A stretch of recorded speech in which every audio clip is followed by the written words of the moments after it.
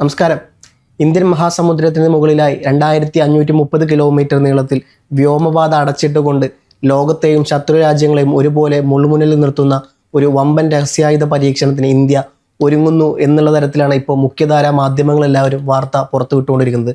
ഇത് മാധ്യമങ്ങൾ മാത്രമല്ല, ഇന്ത്യയിലെ പ്രമുഖ DRDO അടക്കമുള്ള പല സ്ഥാപനങ്ങളും ഇത്തരത്തിൽ കാര്യങ്ങൾ പുറത്തുവിടുന്നുണ്ട്. ഇന്ത്യ ബംഗാൾ ഉൾക്കടലിനും ഇന്ത്യ മഹാസമുദ്രത്തിനും മുകളിലായി നോട്ടാം പ്രഖ്യാപിച്ചു എന്നുള്ള തരത്തിലാണ് വാർത്തകൾ വരുന്നത്. നോട്ടാം എന്ന് പറയുമ്പോൾ നോട്ടീസ് ടു എയർമാൻ ആണ് ഇന്ത്യ പ്രഖ്യാപിച്ചിട്ടുള്ളത്.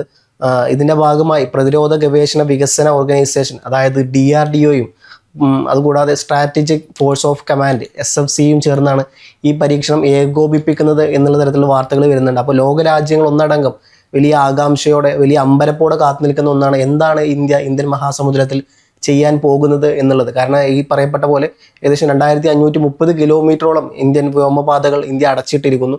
അതുവഴി പോകുന്ന കപ്പലുകൾക്കും വിമാനങ്ങൾക്കെല്ലാം ഇന്ത്യ നിരോധനാജ്ഞ ഏർപ്പാടാക്കിയിരിക്കുന്നു. അപ്പോൾ എന്താണ് ഇന്ത്യ ഇത്തരത്തിൽ ആകാംക്ഷയോടെ ഇന്ത്യ ചെയ്യാൻ പോകുന്നത്, ലോകരാജ്യങ്ങൾ ഒന്നടങ്കം ആലോചിച്ച് നിൽക്കുന്ന ഇതെന്താണ് എന്നുള്ള തരത്തിൽ വലിയ തരത്തിൽ ചർച്ചാ വിഷയം നടക്കുന്നുണ്ട്.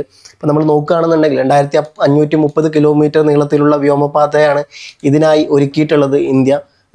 ഇതിനർത്ഥം തന്നെ ഇന്ത്യ ഒരു തന്ത്രപ്രധാനമായ ദീർഘദൂര മിസൈൽ, അതായത് ലോങ് റേഞ്ച് മിസൈൽ പരീക്ഷണത്തിന് ഒരുങ്ങുന്നു എന്നുള്ള തരത്തിലുള്ള പല വ്യാഖ്യാനങ്ങളും വരുന്നുണ്ട്. നമുക്കറിയാം ഇന്നലെയും ഇന്നുമായി ഏകദേശം, അതായത് ഇന്നലെ ആഗസ്റ്റ് 6, ഇന്ന് ആഗസ്റ്റ് 7 തീയതികളിലായി മുന്നറിയിപ്പ് പ്രാബല്യത്തിൽ വരും. അതായത് ഇന്നലെയും ഇന്നുമായി ഈ പ്രാബല്യത്തിൽ വരും.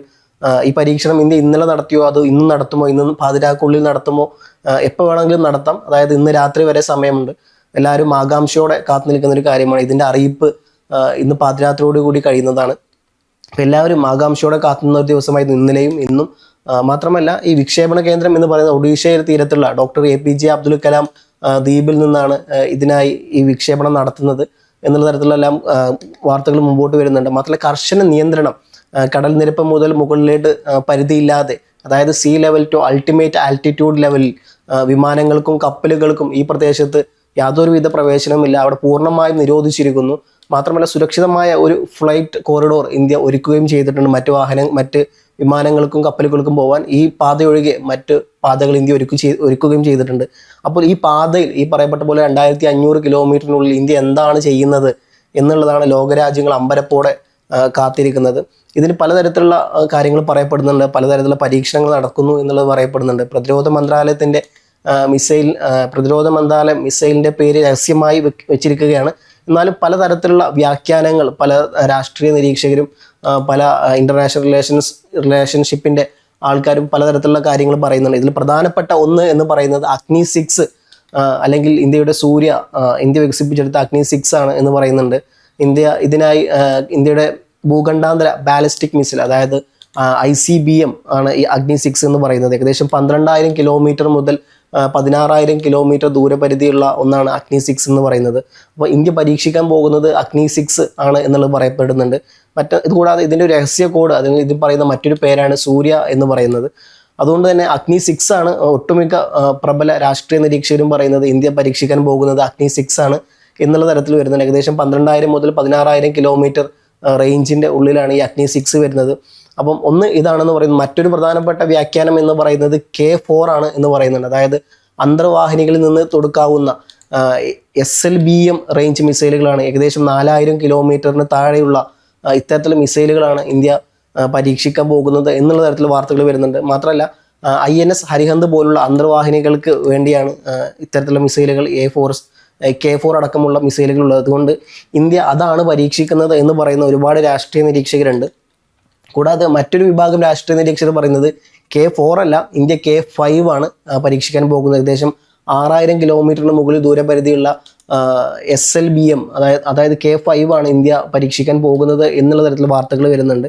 ഇതുകൂടാണ്ട് പ്രബലമായ മറ്റു വ്യാഖ്യാനങ്ങൾ വരുന്ന അഗ്നി സീരീസിലെ മറ്റുള്ള മിസൈലുകളാണ് ഇന്ത്യ പരീക്ഷിക്കുന്നത് എന്ന് പറയുന്നു. അതായത് അഗ്നി 4, അഗ്നി 5 അല്ലെങ്കിൽ ഒരേ സമയം ഒന്നിലധികം ലക്ഷ്യങ്ങൾ തകർക്കാനും ആക്രമണം നടത്താനും കഴിയുന്ന MIRV സാങ്കേതിക വിദ്യയുള്ള അഗ്നി P, അതായത് അഗ്നി പ്രൈം ആണ് ഇന്ത്യ പരീക്ഷിക്കുന്നത് എന്നുള്ള തരത്തിലും വാർത്തകൾ വരുന്നുണ്ട്.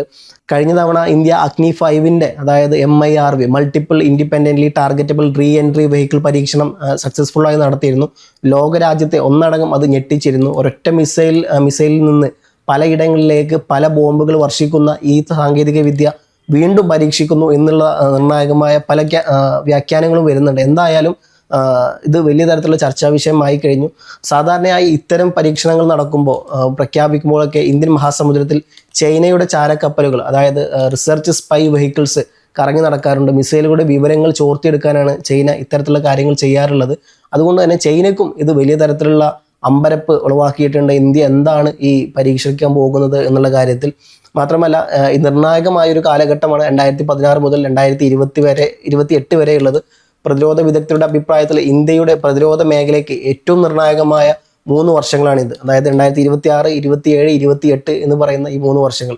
നൂതന മിസൈലുകൾക്ക് പുറമെ ഇന്ത്യയുടെ യുദ്ധവിമാനമായ AMCA, അതായത് അഡ്വാൻസ്ഡ് മീഡിയം കോമ്പാക്ട് എയർക്രാഫ്റ്റ്, അതുകൂടാതെ തന്നെ ഡ്രോണുകൾ എന്ന് പറയുമ്പോൾ കഥക്ക് പോലുള്ള നിരവധി ഡ്രോണുകളും ഇന്ത്യ ഈ വർഷങ്ങളിൽ പരീക്ഷിക്കും എന്നറിയപ്പെടുന്നുണ്ട്. അപ്പോൾ എന്തായാലും പലതരത്തിലുള്ള ചർച്ചകൾ നടക്കുന്നുണ്ട്. അതുകൂടാതെ തന്നെ മിസൈലിൻ്റെ കമ്പാരിസൺ നമ്മൾ നോക്കുകയാണെന്നുണ്ടെങ്കിൽ ഏറ്റവും പ്രബലമായ അഭിപ്രായം വരുന്നത് അഗ്നി 5ഉം അഗ്നി 6ഉം എല്ലാം ആണെന്ന് പറയുന്നുണ്ട്. ഇതിൻ്റെ കമ്പാരിസൺ നോക്കുകയാണെന്നുണ്ടെങ്കിൽ അഗ്നി 5ന് ഏകദേശം 8000 കിലോമീറ്ററാണ് ദൂരപരിധി ഉള്ളത്. അഗ്നി 6 ആണെന്നുണ്ടെങ്കിൽ ഏകദേശം 12000 മുതൽ 16000 കിലോമീറ്ററാണ് ദൂരപരിധി ഉള്ളത്.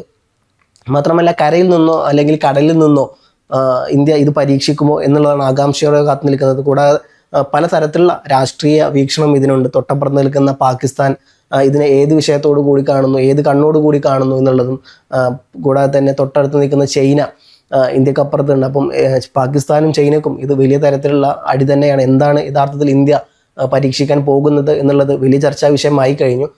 എന്തായാലും കരയിൽ നിന്നോ അതോ കടലിൽ നിന്നോ ഇന്ത്യ പരീക്ഷിക്കാൻ പോകുന്ന ആ സർപ്രൈസ് ആയുധം ഏതാണ്? ആഗസ്റ്റ് 6-7 തീയതികളിൽ, അതായത് ഇന്നലെയും ഇന്നുമായി ലോകം ഉറ്റുനോക്കുന്നത് ഇന്ത്യയുടെ ആ ആയുധപുരയിലേക്കാണ്.